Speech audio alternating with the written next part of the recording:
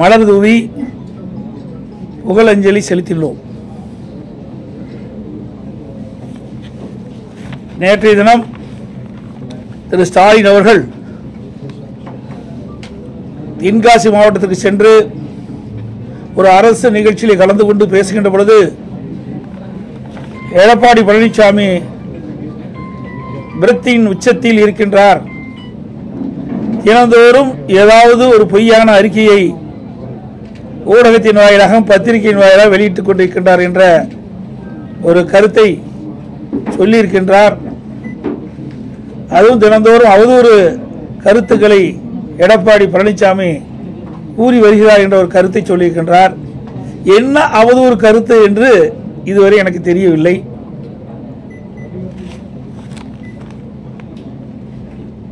இன்றைக்கு டெல்டா மாவட்டத்தில் குறுவை சாகுபடி செய்யப்பட்டு அந்த குறுவை சாகுபடி அறுவடை செய்கின்ற தருணத்தில் மழை தொடர்ந்து பெய்து கொண்டிருந்தது. இன்றைக்கு அரசு செப்டம்பர் 1ஆம் தேதியே நேரடி கொள்முதல்கள் திறக்கப்பட்டு விவசாயிகள் கொண்டு வருகின்ற நெல் மூட்டைகளை கொள்முதல் செய்யப்பட்டது என்றும் குறிப்பிட்டார்கள். அப்படி தொடர்ந்து நேரடி கொள்முதல் செய்யப்பட்டிருந்தால் விவசாயிகள் சாலை ஓரமாக நெல்மணியை குவித்து வைக்க வேண்டிய அவசியம் இல்லாமல் இல்லை. அதேபோல திறந்த வெளியில் கொள்முதல் நிலையத்திற்கு எதிராகவே பல்லாயிரக்கணக்கான மூட்டை நெல்மணிகள் குவித்து வைத்திருந்தார்கள். தொடர் மழையின் காரணமாக அந்த நெல்மணிகள் எல்லாம் நனைந்து முளைத்து விட்டது. அந்த விவசாயிகள் கடுமையாக பாதிக்கப்பட்டார்கள். இதை சட்டமன்றத்திலே 7/10/2025 என்று கருதுகிறேன். அன்றைய தினம் உணவுத்துறை அமைச்சருடைய கவன ஈர்ப்பு தீர்மானம் மூலமாக அதிமுக சார்பாக கொண்டு வந்தேன். அப்பொழுது சட்டமன்றத்திலே டெல்டா மாவட்டத்தில் விவசாயிகள் உற்பத்தி செய்யப்பட்ட விளைவித்த நெல் மூட்டைகளை முறையாக நேரடி கொள்முதலிலே கொள்முதல் செய்யப்படவில்லை. இதனால் விவசாயிகள் கொண்டு வந்த நெல் மூட்டைகள் வெளியிலே அடுக்கி வைக்கப்பட்டிருக்கின்றன. நெல் மணிகள் திறந்த வெளியிலே குவியலாக வைத்திருக்கின்றார்கள். மழையின் காரணமாக அந்த நெல் மணிகள்லாம் முளைத்து விவசாயிகள் பாதிக்கப்பட்டிருக்கின்றார்கள். அதே உடனடியாக திமுக அரசாங்கம் போர்க்கால அடிப்படையில் விவசாயிகள் திறந்த வெளியிலே குவித்து வைக்கின்ற நெல்மணிகளை கொள்முதல் செய்ய வேண்டும் என்று வலியுறுத்தினேன். அப்பொழுது உணவு அமைச்சர் பதில் சொல்கின்ற பொழுது, நாங்கள் தினந்தோறும் ஒரு நாளைக்கு 2000 மூட்டை கொள்முதல் செய்கின்றோம், விடுமுறையான ஞாயிற்றுக்கிழமையும் கொள்முதல் செய்து கொண்டிருக்கின்றோம் என்ற கருத்தை சொன்னார். 17/10/2025 கவன ஈர்ப்பு தீர்மானம் 7 17/10/2025 கவன ஈர்ப்பு தீர்மானத்தில் சட்டமன்றத்தில் பேசினது. அப்படி 2000 மூட்டை கொள்முதல் செய்யப்பட்டிருந்தால் விவசாயிகள் கொண்டு வந்த அனைத்து நெல் மூட்டைகளிலும் கொள்முதல் செய்யப்பட்டிருக்கலாம். அதோடு நான் அறிக்கையின் வாயிலாக வெளியிட்டேன். அதற்கு நடவடிக்கை எடுக்கவில்லை. பிறகுதான் 21ஆம் தேதி 10ஆம் மாதம் 21ஆம் தேதி நேரடியாக டெல்டா மாவட்டத்திற்கு சென்றேன். அங்கே தஞ்சை மாவட்டம், திருவாரூர் மாவட்டம், நாகப்பட்டினம் மாவட்டம், மயிலாடுதுறை போன்ற மாவட்டங்களுக்கு நேரடி கொள்முதலுக்கு சென்று அங்கே பார்வையிட்ட பொழுதுதான் விவசாயிகள் கண்ணீரும் கவனமாக எங்களுடைய வயலில் விளைவித்த நெல் மணிகளெல்லாம் திறந்த வெளியிலே கொட்டி இன்றைக்கு மழையிலே நனைந்து முளைத்து வீணாகிக் கொண்டிருக்கின்றது. என் கண் முன்னாடி எங்கள் கண் எதிரே இன்றைக்கு நெல்மணிகள்லாம் முளைத்து பெரும் நஷ்டத்துக்கு நாங்கள் உள்ளாக இருக்கணும் என்ற கருத்தை சொன்னார்கள்.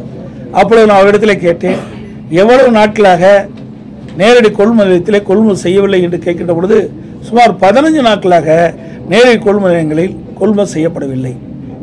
அப்படி கொள்முதல் செய்யப்பட்ட காலகட்டத்திலும் 600 மூட்டைக்கு மேல் எந்த நேரடி கொள்முதல் செய்யவில்லை என்ற கருத்தை சொன்னார்கள். அதோட சணல் சாக்குகள் இல்லை என்றும் அந்த நேரடி நெல் கொள்முதலத்தில் இருக்கின்ற அடுக்கி வைக்கப்பட்டிருக்கின்ற நெல் மூட்டைகளை எடுத்து செல்வதற்கு போதுமான லாரிகள் இல்லை, லோட் பேன் இல்லை. இப்படி இருக்கின்ற காரணத்தினாலே தான் விவசாயிகள் கொண்டு வரப்பட்ட நெல் மூட்டைகளை அவர்கள் கொள்முதல் செய்யாத ஒரு அவலநிலை ஏற்பட்டது. அதைத்தான் சுட்டிக்காட்டினேன். இதில் என்ன அவதூறு செய்தி இருக்கிறது என்று எங்களுக்கு தெரியவில்லை. அதோட துணை முதலமைச்சர் டெல்டா மாவட்டத்துக்கு சென்றார். நாங்கள் கூட பரவாயில்ல, டெல்டா மாவட்டத்துக்கு செல்றாரு, விவசாயிகளுடைய பிரச்சனைலாம் தீர்ப்பாரு, விவசாயிகளுடைய கருத்தை கேட்பாரு, நேரடி கொள்முதல் நிலையத்துக்கு செல்வார் என்றெல்லாம் நான் எதிர்பார்த்தேன். ஆனால் அங்கெல்லாம் போகல. உடனே ரயில்வே ஸ்டேஷனுக்கு போய் சரக்கு ரயிலில் அங்கே கொடியை அடிச்சிட்டு வந்துட்டார். ஏற்கனவே டெல்டா மாவட்டத்தில் கொள்முதல் செய்யப்பட்ட நெல் மூட்டைகள் எல்லாம் சரக்கு ரயிலில் 20 நாட்களில் சென்று கொண்டு இருக்கின்றது. ஆனால் விவசாயிகளை சந்திக்க அவர்கள் மனமில்லாத காரணத்தினாலே அங்கே நேரடி கொள்முதலுக்கு சென்று விவசாயிகளை சந்தித்தால் ஏதாவது பிரச்சனை ஏற்படும் என்ற அச்சத்திலே விவசாயிகள் சந்திக்காமலே நேரடியாக சென்று ஆறுதல் கூறவில்லை. அங்கே திறந்த வெளியிலே அடுக்கி வைக்கப்படுகின்ற மூட்டைகளையும் நெல்மணிகளையும் கொள்முதல் செய்வதற்கு மனமில்லை. இதனால் பெரும் நஷ்டத்துக்கு விவசாயி உள்ளாகிறார். இதையெல்லாம் கவனத்திலே கொள்ளாத ஒரு ஆட்சி தான் திமுக ஆட்சி என்பதை நேரத்திலே சுட்டிக்காட்ட விளைகின்றேன். அதோட நேற்றைய தினம் ஒரு கருத்தை சொல்லியிருக்கின்றார். திராவிட முன்னேற்ற கழக ஆட்சியில் தான் ஒவ்வொரு ஆண்டும் சராசரியாக 42 லட்சம் மெட்ரிக் டன் இன்றைக்கு கொள்முதல் செய்யப்பட்டதாக ஒரு பச்சை பொய்ய சொல்லியிருக்காங்க. திராவிட முன்னேற்ற கழக ஆட்சிக்கு வந்த பிறகு உணவு மானிய கோரிக்கை நடைகின்ற பொழுது அந்த கொள்கை விளக்க குறிப்பில் குறிப்பிட்டது. அதை நான் ஊடகத்தின் வாயிலாக இந்த நேரத்தில் தெரிவிக்க விரும்புகிறேன். 2022-23 ஆண்டு கொள்கை விளக்க குறிப்பு அதில் 105-106 பக்கம் 31/3/2022 வரை 29,48,000 மெட்ரிக் டன் தான் கொள்முதல் செஞ்சிருக்கிறாங்க. 2023-24 வருடம் பக்கம் 80 அந்த உணவு மானிய கோரிக்கையில் கொள்கை விருப்பில் பக்கம் 80ல் 31/3/2023 வரை 29,40,000 மெட்ரிக் டன் தான் கொள்முதல் செஞ்சிருக்கிறாங்க. 24-25 ஆண்டு கொள்கை விளக்க குறிப்பு பக்கம் எண் 101ல் 31/3/2024 வரை 28.26 லட்சம் மெட்ரிக் டன் தான் கொள்முதல் செஞ்சிருக்கிறாங்க. 25-26 ஆண்டு பக்கம் எண் 106ல் 31/3/2025 வரை 28,30,000 மெட்ரிக் டன் தான் கொள்முதல் செஞ்சிருக்கிறாங்க. மொத்தமா 1,15,49,000 மெட்ரிக் டன் தான் கொள்முதல் செஞ்சிருக்கிறாங்க. அப்படி என்றால் எப்படி ஆண்டுக்கு 42 லட்சம் மெட்ரிக் டன் கொள்முதல் செய்ய முடியும்? அத்தனையும் பொய். எல்லாம் விளம்பர மாடல் அரசு என்பது நிரூபணமாகிவிட்டது. ஆக திராவிட முன்னேற்ற கழக ஆட்சியில் உணவுத்துறை மானிய கோரிக்கையின் போது அந்த கொள்கை விளக்க குறிப்பில் குறிப்பிட்டது உண்மையா? அந்த உணவு அமைச்சர் தெரிவிக்கப்பட்டது உண்மையா? அல்லது நேற்றைய தினம் தென்காசியில் நடைபெற்ற அரசு நிகழ்ச்சியில் முதலமைச்சர் குறிப்பிட்டது உண்மையா? அதை இந்த முதலமைச்சர் விளக்க வேண்டும். இது புள்ளிவரத்தோட அவர்கள் குறிப்பிட்ட இந்த ஆட்சியில் உணவுத்துறை மானிய கோரிக்கையில் அவர்களது உணவு அமைச்சர் சட்டமன்றத்தில் கொள்கை விளக்க குறிப்பை தாக்கல் செஞ்சிருக்கிறார். அதில் இந்த குறிப்பை எடுத்து நான் உங்களிடத்தில் விளக்கி சொல்லிக்கின்றேன். இப்படி மக்களை ஏமாற்றி விவசாயிகளை ஏமாற்றுகின்ற அரசு தான் விடியா திமுக அரசாங்கம். அதோட இன்னைக்கு பார்த்தீங்கன்னா திருச்சியில் இன்னைக்கு முதலமைச்சர் சொல்றாரு அவதூறு செய்யணும். உங்க பத்திரிகையிலையும் ஊடகத்திலையும் இந்த நேரடி கொள்முதல் நிலையத்தில் அடுக்கி வைக்கப்படுகின்ற இந்த அரசு கொள்முதல் செய்யப்பட்டு நேரடி கொள்முதல் நிலையத்தில் முளைத்த அந்த நெல்மணிகள்லாம் காட்டினீங்க, மூட்டைகள் எல்லாம் முளைச்சு போனதெல்லாம் காட்டினீங்க. அதோட திறந்த வெளியில் விவசாயிகள் குவித்து வைக்கின்ற நெல்மணிகள்லாம் முளைத்த செய்தியெல்லாம் காட்டினீங்க. அப்படின்னா அந்த செய்தியின் அடிப்படையில் தான் நான் போய் டெல்டா மாவட்டத்தெல்லாம் பார்வையிட்ட விவசாயிகளை சந்திச்சேன், நேரடி கொள்முதல் சொன்னேன். அப்படின்னு இந்த வர செய்தியெல்லாம் பொய்யான செய்தியா? இதெல்லாம் அவதூறான செய்தியா? அப்படித்தானே முதலமைச்சர் என்கிறார். அதோட திருச்சியில் இன்றைக்கு இந்த பத்திரிகை தினமலர் பத்திரிகையில் வந்திருக்குது. இன்றைய தினம் திருச்சியில் கொள்முதல் செய்யும் சாலையை தேங்கி கிடக்கும். 1 கிலோமீட்டருக்கு நெல் தேங்கி கிடக்குது. விவசாயிகள் விளைவித்த நெல்லை கூட முறையாக கொள்முதல் செய்ய முடியாத திறமையற்ற பொம்மை முதலமைச்சர் தான் இப்படிப்பட்ட கருத்து சொல்லிட்டு இருக்கார். எந்த உணவு உற்பத்தியை பெருக்குவதில் இன்றைக்கு விவசாயிகள் மும்முரமா இருக்கிறாங்க. அப்படி இருக்கின்ற பொழுது விளைவித்த அந்த நெல் மணிகளை கூட இந்த அரசு கொள்முதல் செய்வது அவலங்களை தமிழகத்திலே பார்க்கப்படுகிறது.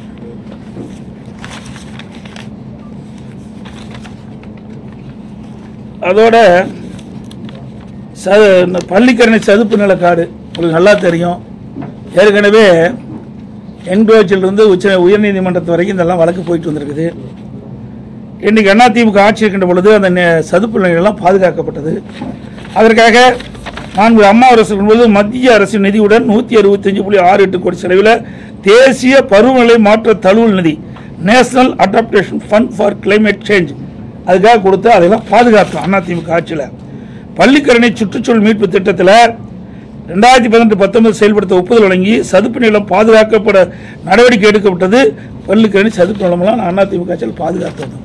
ஆனால் அந்த திராவிட முன்னேற்ற கழகம் ஆட்சிக்கு வந்த பிறகு இன்றைக்கு சென்னை மாநகராட்சிக்கு ஒரு குறிப்பிட்ட பகுதி இருக்குது, வனத்துறைக்கு குறிப்பிட்ட பகுதி இருக்குது. இன்றைக்கு இந்த சதுப்பு நில பகுதியிலிருந்து பள்ளிக்கரணையில் சதுப்பு நில பகுதியிலிருந்து அந்த எல்லையிலிருந்து 1 கிலோமீட்டருக்கு அப்பால் தான் இன்றைக்கு கட்டுமான பணிகளை மேற்கொள்ள வேண்டும். இது தென்னிந்திய பசுமை தீர்ப்பு ஆணையத்தினுடைய தீர்ப்பு. அந்த பசுமை தீர்ப்பு ஆணையத்தினுடைய தீர்ப்பின்படி அந்த சதுப்பு நில எல்லை கோட்டிலிருந்து 1 கிலோமீட்டருக்கு அப்பால் தான் இந்த கட்டுமான பணியை துவங்க வேண்டும். ஆனால் அதற்கு மாறாக அந்த வனத்துறைக்கு கட்டுப்பாட்டில் இருக்கின்ற இந்த சதுப்பு நில பகுதியிலிருந்து அருகாமையிலேயே இந்த கட்டுமான பணிகள் ஆரம்பிக்கப்பட்டதாக செய்தியில் வெளிவந்துள்ளன. இது குறித்து நீதிமன்றத்தில் கூட வழக்கு தொடரப்பட்டிருக்கு என்பதை தெரிவிச்சுக்கிறேன். இதில் பல 100 கோடி ரூபாய் இன்றைக்கு முறைகேடு நடைபெற்றிருக்கின்றது, கையூட்டு பெற்றிருக்கின்றதாக செய்தியில் வெளிவந்துள்ளன என்பதையும் இந்த நேரத்தில் தெரிவிக்கிறேன்.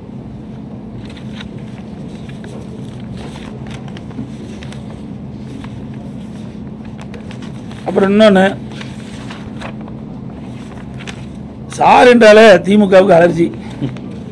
உங்களுக்கு நல்லா தெரியும் எந்த சாரு நீங்களே முடிவு பண்ணிட்டீங்க. எஸ்ஐஆர் என்ற வார்த்தை கேட்டாலே திமுகவுக்கு இன்னைக்கு ஒரு அதிர்வு ஏற்படுகின்றது, அதிர்ச்சி ஏற்படுகின்றது. இதில் என்ன தவறு இருக்குது எனக்கு தெரியல. நீங்கள் பார்த்தீங்கன்னா அதிமுக சார்பாக நீதிமன்றத்துக்கு சென்று இன்றைக்கு ஆர்கே நகரில் மட்டும் நீதிமன்றத்துக்கு சென்று 31,000 வாக்குகளை நாங்கள் நீக்கியிருக்கிறோம். பல முறை சம்பந்தப்பட்ட அதிகாரிகளுக்கு இறந்தவர்கள் பட்டியல், அதே போல அங்கே குடியிருப்பில் இல்லாமல் இருக்கின்றவர்கள் பட்டியலாம் கொடுக்கப்பட்டு முறையாக விசாரிக்கவே இல்லை. நீதிமன்றத்துக்கு சென்று தான் அந்த நீதிமன்ற தீர்ப்பின்படி 31,000 பேர்களை நீக்கியிருக்கிறோம். அதே போல கரூரில் இதே போல நீதிமன்றத்தின் மூலமாக 10,000 வாக்குகளை நீக்கியிருக்கிறோம். நீங்கள் 2023 ஈரோடு கிழக்கு சட்டமன்ற தேர்தலில் பார்த்தீங்களா, அந்த குடிசை மாற்று வாரியத்தில் இருக்கிற வீடுகளை இடிக்கப்பட்டு விட்டது. யாருமே குடியில்லை, அங்கே குடியிருப்பதாக வாக்காட்பட்டியில் வாக்கால் இடம்பெற்றிருக்கிறாங்க. அதை நீக்க வேணும். அங்கே இருக்கிற மாவட்ட ஆட்சித்தலைவர் சம்பந்தப்பட்ட அதிகாரி கொடுத்தா நீக்கல, இது வரைக்கும் நீக்கல, அப்படித்தான் இருக்குது. இப்படிப்பட்ட நிலைமையெல்லாம் மாற வேண்டும். தகுதியான வாக்காளர்கள் வாக்களிக்க வேண்டும். அதுதான் எங்களுடைய நிலைப்பாடு. இதில் என்ன பிரச்சனை கேட்டு தெரியல. ஏன்னா எல்லா இடத்திலையுமே இன்னைக்கு மாநகராட்சியிலிருந்து தமிழ்நாடு முழுவதும் 234 தொகுதியிலும் இறந்தவர்கள் வாக்குகளை நீக்கப்படவில்லை. இன்றைக்கு நீங்க பார்த்தீங்கன்னா எங்களுடைய எடப்பாடி சட்டமன்ற தொகுதியில் கூட நீக்கவர்கள் பட்டியலே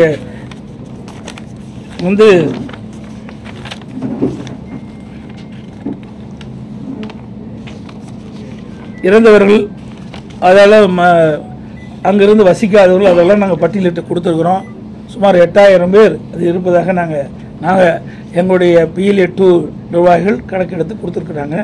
இப்படி எல்லா தொகுதியிலுமே 10,000, 15,000, 20,000, 30,000 இப்படி இறந்தவர்கள், அங்கே குடியில்லாமல் மாற்று இடத்துக்கு சென்றவர்கள், இப்படி ஒவ்வொரு தொகுதியிலும் இருக்குது. இதையெல்லாம் முறையாக இந்த SIR திட்டத்தின் மூலமாக முறையாக செயல்பட்டால் இந்த உண்மையான வாக்காளர் பட்டியல் வந்தால் உண்மையான தேர்தல் நடக்கிறதுக்கு வாய்ப்பு இருக்கும். அந்த அடிப்படையில் தான் நாங்கள் அதை ஆதரிக்கிறோம். இது ஆளுங்கட்சி, திமுக கட்சி ஆளுங்கட்சி. நாங்கள் தான் பயப்படணும், அது பயப்பட வேண்டிய அவசியமே இல்லை. ஆனால் 2026 நடைபெறுகின்ற சட்டமன்ற பொதுத் தேர்தலில் அதிமுக தலைமையில் அமைக்கப்படுகின்ற கூட்டணி மாபெரும் வெற்றி பெறும், ஆட்சி அமைக்கும். அந்த பயத்தின் காரணமாக இப்பொழுதே தோல்விக்கு என்ன காரணமோ அதை தேடி இன்றைய தினம் அறிவித்திருக்கிறாங்க. திமுக தலைவரும் திமுக கூட்டணி அறிவிச்சிருக்குது. ஆளுங்கட்சி திமுக.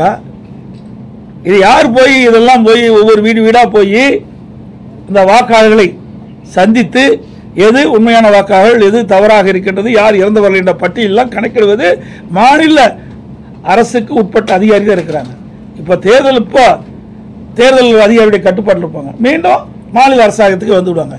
மாவட்ட ஆட்சித்தலைவர்களும் இந்த மாநில அரசாங்க கட்டுப்பாட்டில் இருக்கிறாங்க. அப்படி இருக்கின்ற பொழுது இது நடுநிலையோடு செயல்பட வேண்டும் என்று நாங்கள் தேர்தல் ஆணையத்தை வலியுறுத்துகிறோம். தேவர் ஜெயந்திக்கு இன்னைக்கு செங்கோட்டையன், டிடிவி தினகரன், ஓபிஎஸ் சேர்ந்து போயிருக்காங்க. போனவங்க அந்த ரோகத்தை வீழ்த்துவதற்காக நாங்கள் 3 பேர் சேர்ந்து தேர்தலை சந்திக்கிறோம் அப்படின்றாங்க. இது 4 வருஷம் சொல்லிட்டு தான் இருக்கிறாங்க. இப்போ இன்னைக்கு அதை சொல்லிட்டு இருக்காங்க. 4 ஆண்டு காலம் தினம் பத்திரிகை தான் வருது, டிவியில் தானே சொல்லிட்டு இருக்கிறீங்க. இதே டிடிவி தானே பேசிக்கிட்டே இருக்காரு. இன்னைக்கே பார்த்துட்டு இருக்காரு. சசிகலாமா வரலையே, எனக்கு கேட்ட அளவுக்கு வரல. நீங்க 3 பேர் தான் வந்தா சொல்றாங்க அப்படின்னு நீங்க தான் சொல்றீங்க. அது வெளியில் வந்தா தானே உண்மை. நீங்க கற்பனையான கேள்விக்கு என்னால் பதில் சொல்ல முடியாது. யார் பேசிட்டு இருந்தாங்க? உள்ளாய் 3 பேரும் பேசியிருக்கிறாங்க. அவகிட்ட பேசினாங்களா? தவறான கேள்வி கேட்க வேண்டாம், உண்மையான கேள்வி கேளுங்க. இப்போ 3 பேர் செய்தியாளர் சந்திச்சுங்கிறீங்க. அது சந்திச்சிருக்கிறாங்க, நான் கேள்விப்பட்டேன். நான் பார்க்கல. 3 பேர் சந்திச்சிருக்கிறாங்க. அது ஏற்கனவே போட திட்டம் தானே. இன்னைக்கு நேரத்தை போட்டாங்க. அதிமுகவில் இருக்கின்ற பொழுது குழி பறிச்ச காரணத்தினால தான் நாங்கள் வெற்றி வாய்ப்பு இழந்துட்டோம்.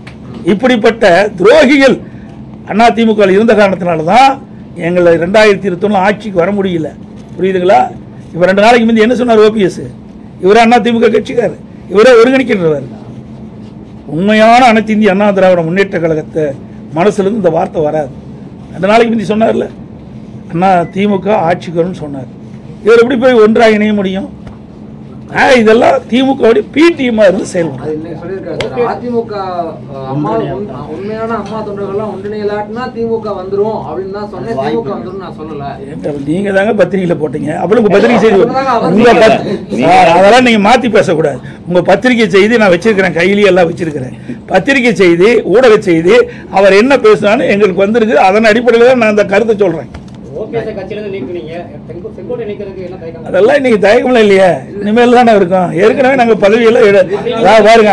அதிமுகவை பொறுத்த வரைக்கும் யார் துரோகம் செஞ்சாலும் சரி, தலைமைக்கு உடைய கருத்தை அவர்கள் முழுமையாக கடைபிடிக்காவிட்டால் யாராக இருந்தாலும் உரிய நடவடிக்கை எடுக்கப்படும். நடவடிக்கை எடுத்துக்கிட்டு இருக்கோம். எடப்பாடி திமுக தான் எதிரி, அதிமுக அது மட்டும் இல்ல, எடப்பாடி திமுக தான் எதிரி எங்களுக்கு, அதிமுக எதிரி. அவர் எப்படி ஒன்றிணைக்கிறாங்க? இங்க இருக்கு யாரை ஒன்றிணைவனா? யாரு ஒரே நிமிஷம் யாரை ஒன்றிணைவாங்க? அது சந்திக்கலாம். இப்போ நீ தான் காட்டிருக்கிற, நாங்கள் வேண்டாம் சொல்லுவோம். அது அவருடைய விருப்பங்க, அது தனி ஒவ்வொருத்தருடைய விருப்பம். அதை போய் நம்ம ஒருத்தருடைய விருப்பத்தை போய் மாறா நம்ம பேச முடியாது. அது என்ன கருத்து என்ன எதுன்னு எங்களுக்கு தெரியாது. சொல்ல புரியுதா? அனைத்து இந்திய அண்ணா திராவிட முன்னேற்ற கழகத்தை புரியுங்க. எத்தனை எட்டப்பர்கள் எத்தனை துரோகிகள் வந்தாலும் வீழ்த்த முடியாது. இது எங்கள் பகுதியில் இருக்குது உண்மையான அனைத்து இந்திய அண்ணா திராவிட முன்னேற்ற கழகம். பொன்மனச்செம்மல் புரட்சித் தலைவர் எம்ஜிஆர் காலத்திலிருந்து இன்று வரை அணி பெறலாமல் இருக்கின்றவர்கள் இங்கே அமர்ந்திருக்கின்றார்கள். அது ஒன்றும் இல்லை, வீணா போனது. அதை பற்றி பேசி என்ன பிரயோஜனம்? வேஸ்ட், பேசுறதே வேஸ்ட். கால நேரம் தான் வீண்.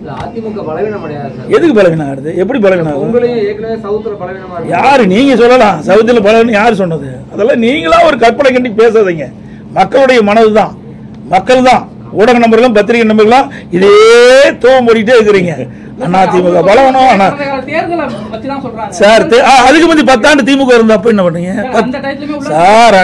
2011 2021 வரைக்கும் அதை பத்தி ஏதாவது பேசுறீங்களா? 10 ஆண்டு காலம் பிரதான எதிர்கட்சி கூட வர முடியல திமுக. கருணாநிதி இருக்கும் போது நாங்க அப்படி இல்லை, பிரதான எதிர்கட்சியை வந்து அமர்ந்துக்கிறோம். 2021 75 இடங்கள் அதிமுக வெற்றி பெற்றிருக்குது.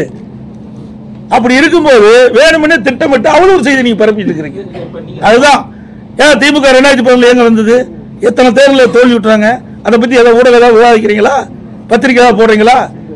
ஆளுங்கட்சியா இருக்கும்போது அதிமுக விமர்சனம், எதிர்கட்சியா இருக்கும்போது அதிமுக விமர்சனம். அதிமுக கட்சி ஒன்று கட்சியிலனா உங்களுக்கு ஊடகத்துக்கு செய்தி இல்லாம போயிருக்கு.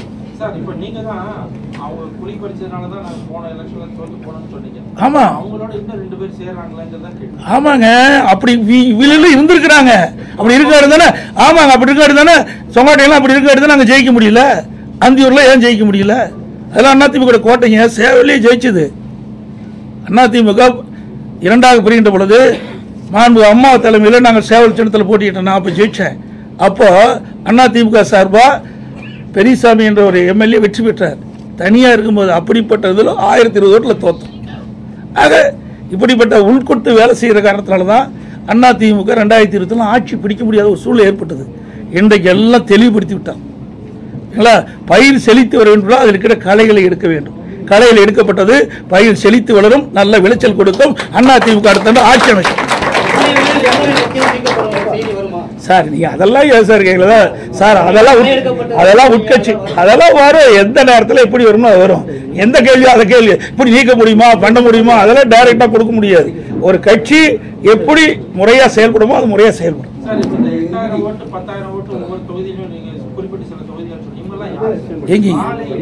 சார் இறந்தவர்களே இருக்கிறாங்க. என்னுடைய எடப்பாடி சட்டமன்ற தொகுதியில் 5600 பேருக்கு மேல இறந்தவர் இருக்கிறாங்க. எடுக்கவே இல்லை. பல ஆண்டுகளாக நாங்க எழுதி கொடுத்துட்டே இருக்கிறோம், யாரும் எடுக்கவே இல்லை. அது பாருங்க, கரூர்ல நீதிமன்றத்துக்கு போய் 10,000 ஓட்டு நீக்கிறோம். இதை முறையா தேர்தல் ஆணையத்துக்கு அனுப்பிச்சோம். மாநில தேர்தலுக்கு, மத்திய தேர்தல் எதுவுமே இல்லை. நீதிமன்றம் போய் தான் அதை விசாரிக்கப்பட்டு தேர்தல் ஆணையத்துக்கு உத்தரவு போட்டு வீடு விட 10,000 நீக்கிறோம். அதே மாதிரி ஆர்கே நகர்ல 31,000 ஓட்டு நீக்கியிருக்கிறோம். இப்போ டி நகர்ல நம்முடைய தலைமை நீதிபதிட்டு வரும்போது தேர்தல் ஆணையத்தை கேட்கும்போது எஸ்ஐஆர் வருது. அப்போ முறையா நாங்கள் வீடு வீடாக போய் நாங்கள் சோதிச்சு யாரால இருக்கிறாங்க, யாரால இறந்தவர்கள் என்ற பட்டியல் நாங்கள் நீக்க உறுதிமொழி கொடுத்துருக்குறாங்க. இப்படி எல்லா தொகுதியிலுமே இப்போது அனைத்து இந்திய அண்ணா திராவிட முன்னேற்ற கழகத்தின் சார்பாக சேர்த்தல் நீக்கல் பட்டியலை கொடுத்துருக்குறோம். இப்போ எஸ்ஐஆர் வந்திருக்குது. இன்றைக்கு எப்படி செயல்படும் என்று கருதுகிறேன். ஏன்னா இது எல்லாமே மாநிலத்தில் இருக்கின்ற அரசு அதிகாரிகள் தான் இந்த பணியை செய்கிறாங்க. அதனால இந்த நடுநிலையோட இந்த அரசு செயல்படணும். இந்த அரசு அதில் தலையிடக்கூடாது என்பதுதான் எங்களுடைய தாழ்மையான கருத்து.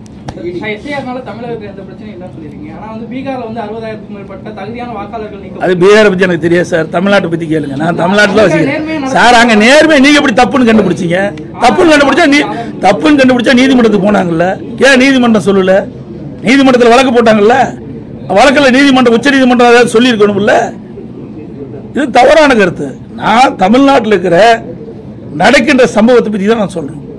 ஒவ்வொரு தொகுதியிலையும் நிறைய இருக்குது. நாங்கள் எல்லாம் பட்டியல் போட்டு நீங்க அனைத்து இந்திய அண்ணா திராவிட முன்னேற்ற கழகத்தினுடைய PLA 2 நியமிக்கப்பட்டவர்களாம் அந்த பட்டியலை அந்த மாவட்ட ஆட்சியிட்ட கொடுத்துருக்கிறோம். இப்போ SIR வந்திருக்குது. இவர்கள் வீடு வீடாக சென்று ஆய்வு செய்கின்றார்கள். அந்த ஆய்வின் அடிப்படையில் ஒரு நல்ல ஒரு வாக்காளர் பட்டியலை தயார்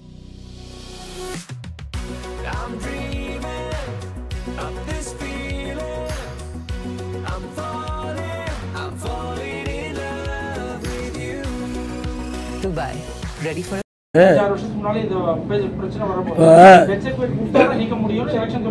ரைட்டுங்க. பிறப்பிறப்புல யார் பார்க்குறாரு? அவர்கிட்ட அந்த அதிகாரிகிட்ட இல்லையா? அவர் தானே ரெவன்யூ டிபார்ட்மெண்ட் தானே அதிகாரிகள். அவர்கிட்ட எல்லா இதுவும் இருக்குது. அதே மாநகராட்சியில் எல்லாம் இருக்குது, நகராட்சியில் இருக்குது. அதை வச்சு யார் இருந்தாங்களும் தாராளமாக கண்டுபிடிக்கலாமே. இது ஒன்றும் பெரிய விஷயம் கிடையாது.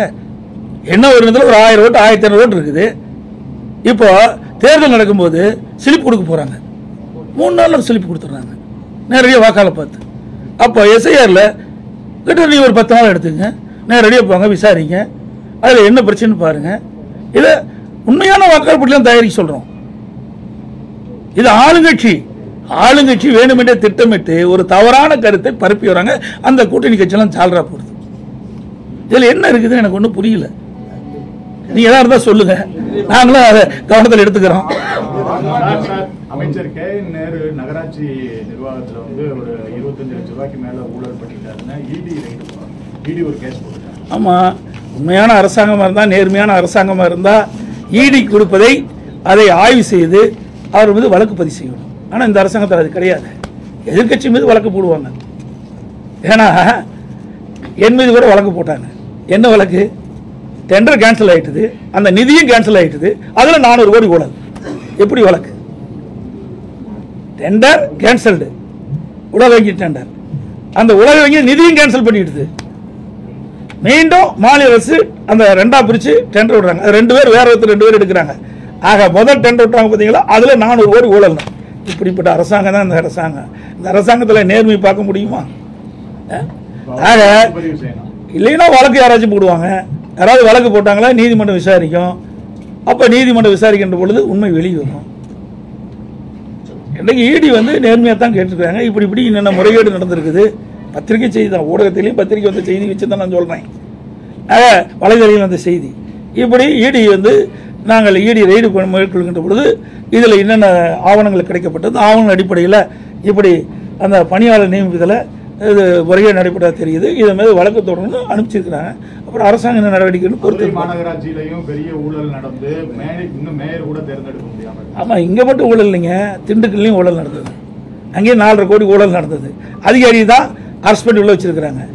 ஆக இன்னைக்கு திமுகவில் அதே மாதிரி காஞ்சிபுரத்தில், அதே மாதிரி திருநெல்வேலியில், அதே மாதிரி கோயம்புத்தூரில் இதெல்லாம் பங்கு பிரிக்கிறதுல ஊழல் நடந்ததுலாம் அங்கே ராஜினாமா பண்ணாங்க, மேயர்லாம் மாற்றினாங்க. ஆக அனைத்து இந்திய அண்ணா திராவிட முன்னேற்ற கழகம் அடுத்த ஆண்டு ஆட்சி பொறுப்பு ஏற்ற பிறகுதான் எந்த மாநகராட்சி, எந்த நகராட்சி, எந்த பேரூராட்சி, எந்த ஒன்றியத்தில் என்னென்ன முறைகேடு என்பதையெல்லாம் கண்டுபிடித்து மக்கள் வெளிச்சம் போட்டு காட்டப்பட்டு முறைகேட்டில் ஈடுபட்டு என்பதெல்லாம் சட்டப்படி நடவடிக்கை எடுக்கப்படும். தேசிய ஜனநாயக கூட்டணியில இன்னும் அதிகமான கட்சிகளை வரவேற்க முயற்சி எடுப்பதாக அமித்ஷா வந்து நியூஸ் 18 கொடுத்த பேட்டில் சொல்லியிருக்காரு. யாரெல்லாம் வரப்போறாங்க? நல்லா புரிஞ்சுக்கிங்க. அனைத்து இந்திய அண்ணா திராவிட முன்னேற்ற கழக தலைமையில இன்னைக்கு பாரதிய ஜனதா கூட்டணி அமைச்சிருக்குது.